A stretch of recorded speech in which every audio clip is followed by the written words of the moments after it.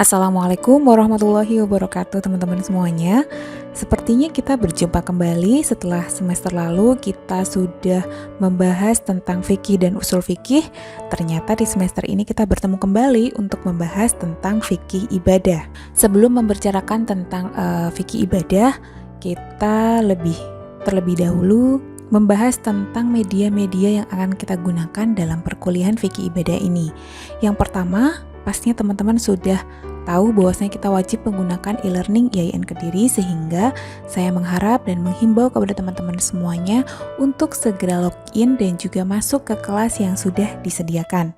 Kemudian untuk yang kedua, kita membutuhkan media pendamping, yang mana kita menggunakan media WhatsApp karena media ini merupakan yang paling ramah bagi seluruh mahasiswa dan juga mungkin dosen, sehingga segala kegiatan yang bersifat interaksi akan kita lakukan di sini.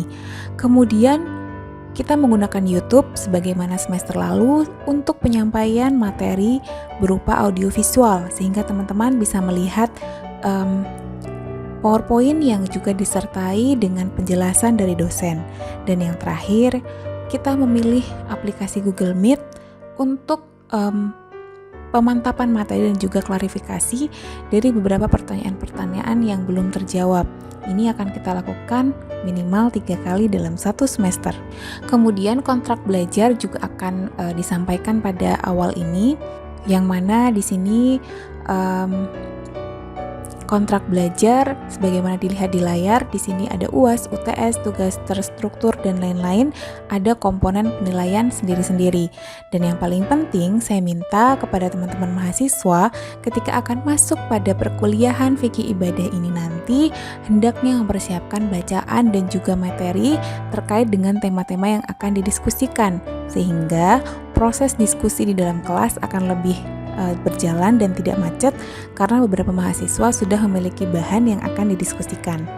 Kemudian tidak kalah penting adalah etiket kelas daring, yang mana mungkin dengan adanya kelas daring ini beberapa mahasiswa menganggap bahwasanya ini bukan real class, sehingga saya mengharapkan teman-teman semuanya bisa hadir tepat waktu dan mengikuti perkuliahan selama perkuliahan berlangsung. Kemudian mempersiapkan materi dan juga bacaan, bertanggung jawab pada setiap chat yang masuk di grup ataupun di e-learning kita. Kemudian yang tidak kalah penting adalah kita wujudkan sikap saling menghargai antara mahasiswa dan juga dosen, karena memang ini kita berjuang bersama-sama di kelas daring, sama-sama jenuh dan mungkin sama-sama capek juga, namun kita harus tetap saling menghargai satu dengan yang lainnya.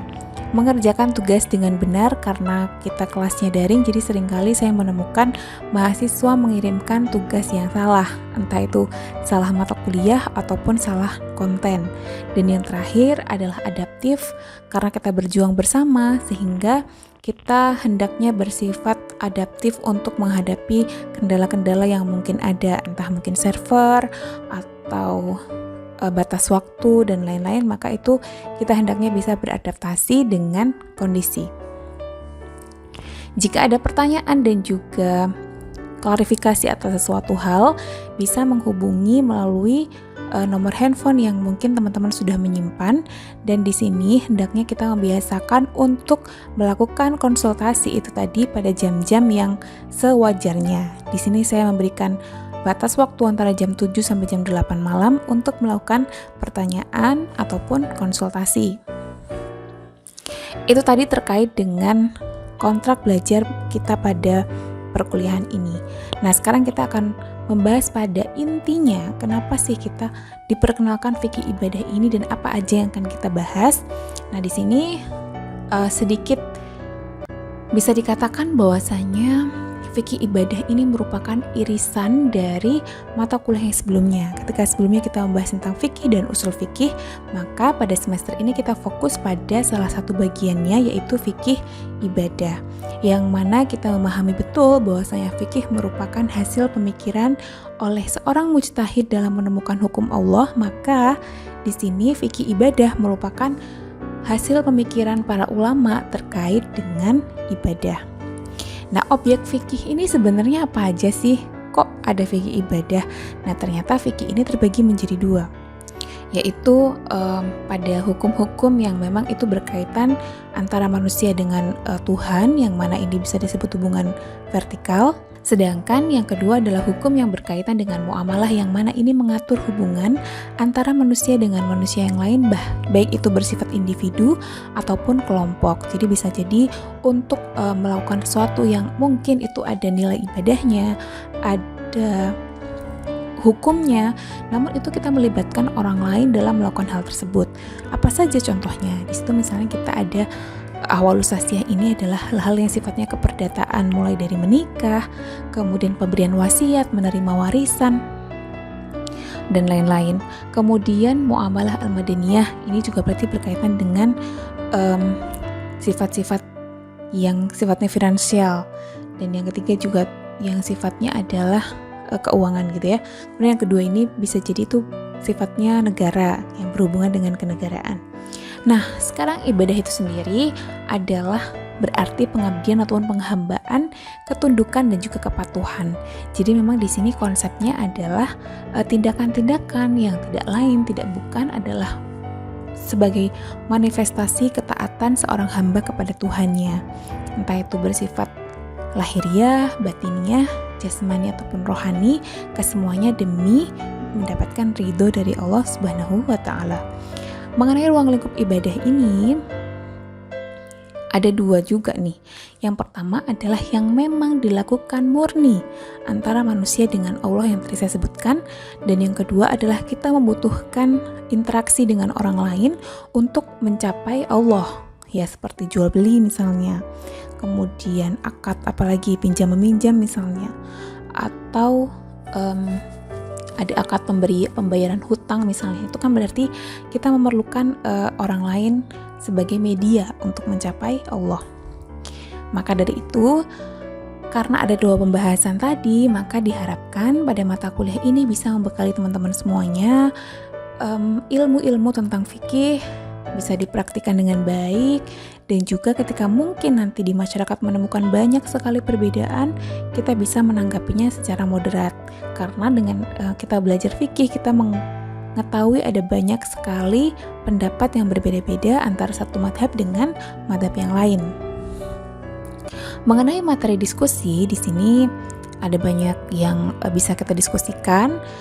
Yang pertama dimulai dengan toharoh, kemudian dilanjutkan dengan sholat, ada zakat, dan juga ada bagaimana pengelolaan zakat pada masa sekarang, karena kita bisa melihat orang bisa membayar zakat melalui aplikasi, entah itu Shopee ataupun Bukalapak dan lain-lain.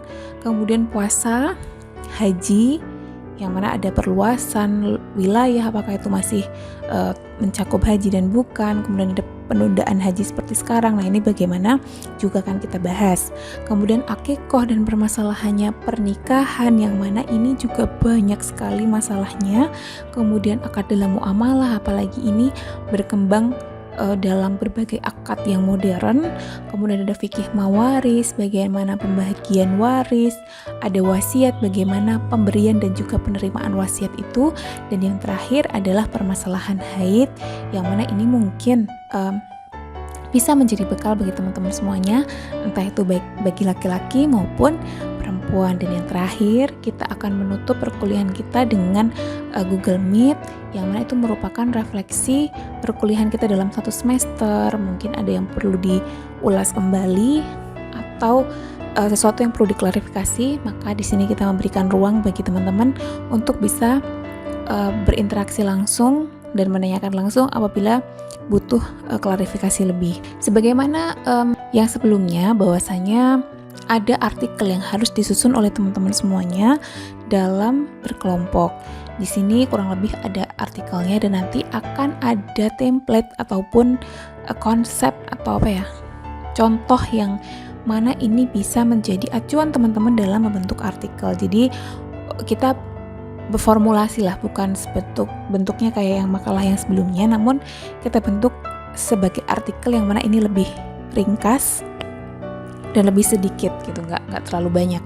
Kemudian di sini ada presentasi yang mana itu dilakukan melalui media video PowerPoint atau semacamnya, bisa melalui YouTube dan lain-lain. Kemudian dipresentasikan melalui WA group yang akan didampingi oleh dosen.